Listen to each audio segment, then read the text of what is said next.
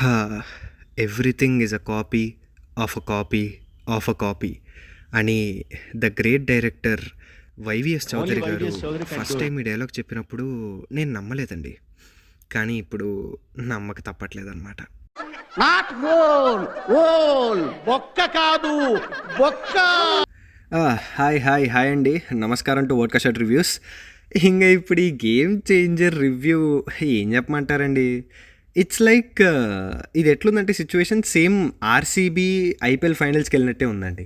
అంటే మనకు తెలుసు ప్రతిసారి కాకపోయినా ఎప్పుడైతే ఆర్సీబీ ఐపీఎల్ ఫైనల్స్కి వెళ్తుందో ప్రతి ఒక్కడికి లోపల తెలుసు, "హే, ఇది బొక్క పెట్టుకుంటారు, వీళ్ళు బొక్క కూడా గెలవరు" అని. కానీ వీళ్ళు బయటకు మాత్రం "ఏ లేదు బ్రో, కొడతాం బ్రో" అని చెప్పి కోహ్లీ అన్న మొహం చూసి వెళ్తాము. మ్యాచ్ అయిపోయిన తర్వాత కొండగొర్రెలు అయ్యి వస్తామన్నమాట. ఈ సినిమా కూడా అంతే.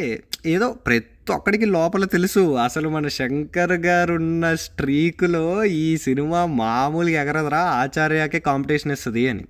బట్ ఏదో బయటకి ఓకే కార్తీక్ సుబ్బరాజ్ అన్న స్టోరీ, దాని తర్వాత రామ్ చరణ్ గారు కూడా ఉన్నారు, లేదులే ఆడుతుంది అని పైకి మనం చెప్పుకుంటూ వెళ్తాము. సేమ్ బయటికి కొండగొర్రెలు అయ్యి వస్తామన్నమాట. అంతే ఇప్పుడు మన పరిస్థితి కూడా. కాకపోతే ఒక మెయిన్ థింగ్ నేను ఏం చెప్పాలంటే, ఇది మరీ భారతీయుడు 2 అంత దారుణంగా అయితే లేదండి. పర్లేదు, అంటే ఇది దారుణంగానే ఉన్నా స్టిల్ భరించగలిగే దారుణం అనమాట. నాకు చిరాకైతే తెప్పిలేదు ఇది. బికాజ్ భారతీయుడు 2 చూసిన తర్వాత అయితే థియేటర్ నుంచి ఇట్లా మెట్లు ఎక్కుతూ నాకు అసలు ఆ మెట్ల నుంచి దూకేయాలనిపించింది. ఎందుకు బతుకున్నానరా నేను అన్నట్టు.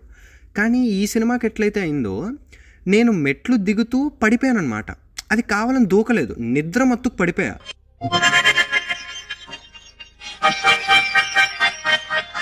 నీ అమ్మ ఏం చూసేది వచ్చాను బాబు, ఎంత మత్తుగా ఉన్నాను నేనని. అది. అండ్ ఈ గేమ్ చేంజర్తో ప్రాబ్లం కూడా అదే అండి. ఇట్స్ నాట్ లైక్ చాలా ప్రాబ్లమాటిక్ సీన్స్ ఉన్నాయనో లేకపోతే ఇల్లాజికల్ సీన్స్ ఉన్నాయని కాదు. అసలు కొత్త సీన్లు ఏం లేవు దీంట్లో. ఇట్స్ కంప్లీట్లీ బ్లాండ్ అనమాట. లైక్ ఇప్పుడు ఇమాజిన్, లైక్ మీరు ఒక 501 మీ ఇంట్లో చేసిన పాలకూర పప్పు తింటున్నారంటే మీకు ఎలా అనిపిస్తుంది? There is nothing to complain, at the same time nothing to appreciate కూడా ఇక్కడ. అంటే ఓరి బాబు, ఇండియాకి ఇండిపెండెన్స్ వచ్చినప్పటి నుంచి ఇవే చూస్తున్నాం కదరా మనం సినిమాల్లో, సో దీంట్లో ఏముంది అనుకుంటాం మనం. చప్పకెళ్తా ఉంటుందన్నమాట. అందుకే ఏం అసలు ఒక్క కొత్తదనమే ఉండదు, ఏం ఇంట్రెస్టింగ్ ఆస్పెక్ట్లే ఉండవు. అసలు మొత్తం ఫ్లాట్గా వెళ్తూ ఉంటుందన్నమాట.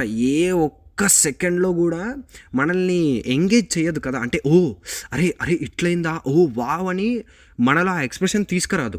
ఓన్లీ మనలో వచ్చే ఎక్స్ప్రెషన్లు అంటే మూడు. ఒకటి, ఇంత పొద్దున్నే నిద్ర మానుకొని మరి ఎందుకు వచ్చానరా భగవంతుడా అనుకుంటారు. 2, ఎంత డబ్బులు బొక్క ఎందుకు పెడుతున్నానరా అనుకుంటారు. అండ్ 3, శంకర్ గారు కూడా దిల్ రాజు చేత ఎందుకు పాటలకి ఇంత డబ్బులు బొక్క పెట్టించారని అనుకుంటారు. అంతే. ఓకే, సో ఇప్పుడు కొంచెం ఇంకా స్ట్రక్చర్డ్గా మాట్లాడాలంటే, అంటే ప్రాపర్గా లైక్ ఏం బాగున్నాయి ఏం బాగాలేదంటే, ఫస్ట్ బాగున్న విషయాలకు వస్తే కాస్ట్యూమ్స్ అండి. కాస్ట్యూమ్స్ ఎస్పెషల్లీ కియారా అద్వానీ గారివి కాస్ట్యూమ్స్ చాలా బాగున్నాయి. లైక్ జనరల్లీ ఇట్లా కుర్తా పైజామా లాంటివి, లైక్ ఆ చుడిదార్ లాంటివి, చుడిదారేనా అంటే మనకు అంత తెలీదు, బట్ అలాంటివి చాలా హోమ్లీగా ఉంటారు చాలా. అండ్ తను చాలా బ్యూటిఫుల్గా కూడా కనిపించారు. అండ్ మన రామ్ చరణ్ గారివి కూడా కాస్ట్యూమ్స్ చాలా బాగుంటాయి. అండ్ ప్రతి ఒక్కరు కూడా కాస్ట్యూమ్స్ అయితే చాలా బాగున్నాయండి.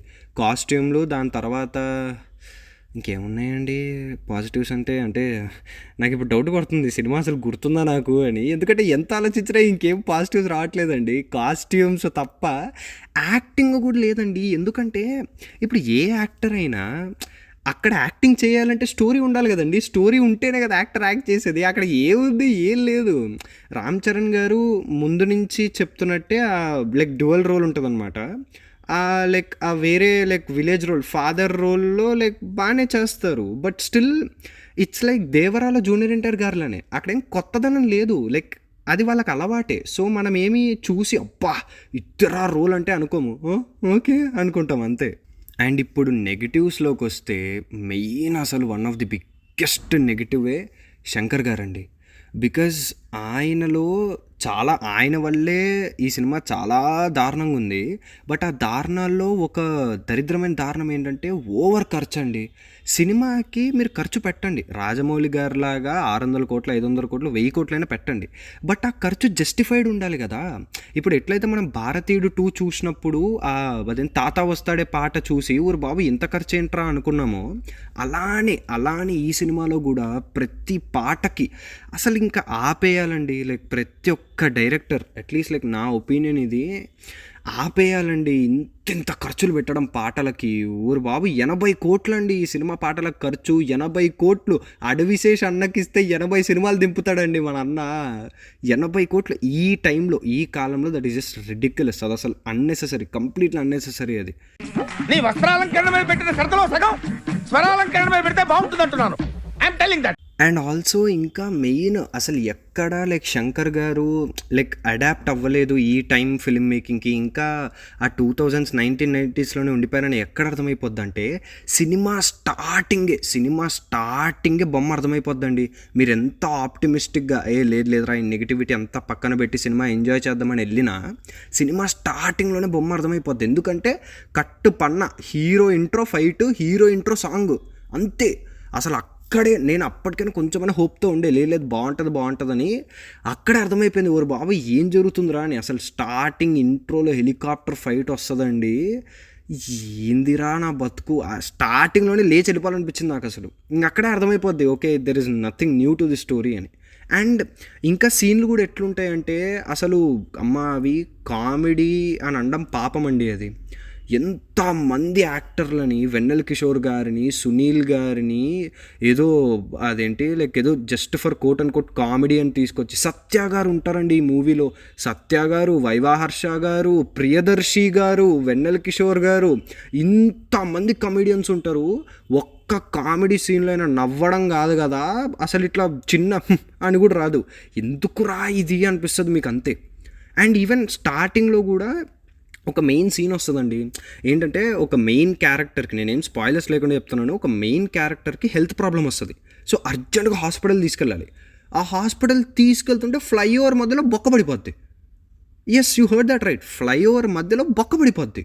అందుకే ఇట్లా నడుచుకుంటూ తీసుకుపోతారు ఎత్తుకొని ఆయనని. అరే ఇప్పుడు ఈ సీన్ ఉంటే ముందు మనం కొంచెం సెటప్ పెడతాం కదండి, ముందు మనం కొంచెం బిల్డప్ చూపిస్తాం. ఆ ఫ్లైఓవర్ సరిగ్గా ఇవ్వలేదు, కాంట్రాక్ట్ సరిగ్గా ఇవ్వలేదు, లేకపోతే ఆ ఫ్లైఓవర్ వీక్ ఉందని. లేదు సడన్గా అట్లా పడిపోతుంది అంతే. అదేదో ఈ అమ్మాయి ఇదేంద్రా నాయన అనిపిస్తుంది. చెప్తున్నా కదా, ఇలాంటి సీన్లతో మూవీ స్టార్ట్ అయినప్పుడే ఇంక అర్థమైపోయింది నాకు ఓకే ఇంకేం ఉండదు అని. అండ్ లైక్ నేను మళ్ళీ చెప్తున్నానండి, గేమ్ చేంజర్ ఒక మరీ దారుణమైన సినిమా కాదు, చాలా చాలా చాలా చాలా నిద్ర తెప్పించే సినిమా అసలు. ఎందుకంటే అసలు ఏం కొత్త ఆస్పెక్ట్లే లేవండి. స్టోరీ కూడా సేమ్ మనం బిఫోర్ ఇండిపెండెన్స్ చూస్తున్న స్టోరీయే ఉంటుంది. సేమ్ అదే అమ్మ నాన్న ఉంటారు, సేమ్ నాన్న ప్రజలు అని ఉంటాడు. లైక్ నాన్నకి వెనక నుంచి దింపేస్తారు, ముందు నుంచి వచ్చే కొడుకేమో తెలియకుండా పెరుగుతాడు, పెరిగినోడు ఇప్పుడు ఎలా ఉన్నాడు అని. ఇంకంతే. లైక్ ఈ స్టోరీలో కొన్ని ఆస్పెక్ట్లు అయినా లైక్ కొత్తగా ఉంటాయా, కార్తీక్ సుబ్బరాజు గారి స్టోరీ అన్నారు కదా అంటే లేదు. అసలు శంకర్ గారి హ్యాండ్లింగ్ ఎంత వర్స్ట్ ఉంటుందంటే ఎంత టీవీ సీరియల్ టెంప్లెట్లో నడిచిపోద్ది అనమాట. ఇంకా వేరే ఆర్టిస్టులు కూడా ఎస్జే సూర్య గారు కానివ్వండి, జయరామ్ గారు కానివ్వండి ఏదో ట్రై చేస్తారు కొంచెం ఏదో ఫన్ జనరేట్ చేయడానికో ఆర్ ఇంట్రెస్ట్ జనరేట్ చేయడానికో. బట్ పెద్ద ఏం పేలవు అవి కూడా. లైక్ వాళ్ళైనా again as I said like story ఎంత ఉంటే దాని మీదే కదండి యాక్టర్లు కూడా పర్ఫార్మెన్స్ చూపించగలిగేది. సో వాళ్ళు కూడా ఏం వేస్టెడ్ అనే చెప్పాలి. సో దిల్ రాజు గారికి పెద్ద బొక్కే పడిందనమాట. సో అది రివ్యూ. చూడాలి మరి శంకర్ గారు. నాకు భారతీయుడు 1 చాలా ఇష్టం అండి. సో మేబీ మళ్ళీ అప్పటిలాగా బౌన్స్ బ్యాక్ అవుతారు, తను కూడా అడాప్ట్ అవుతారు ఈ టైం ఫిల్మ్ మేకింగ్ అనే ఆశిస్తూ చూద్దాం ఏమవుతుందో.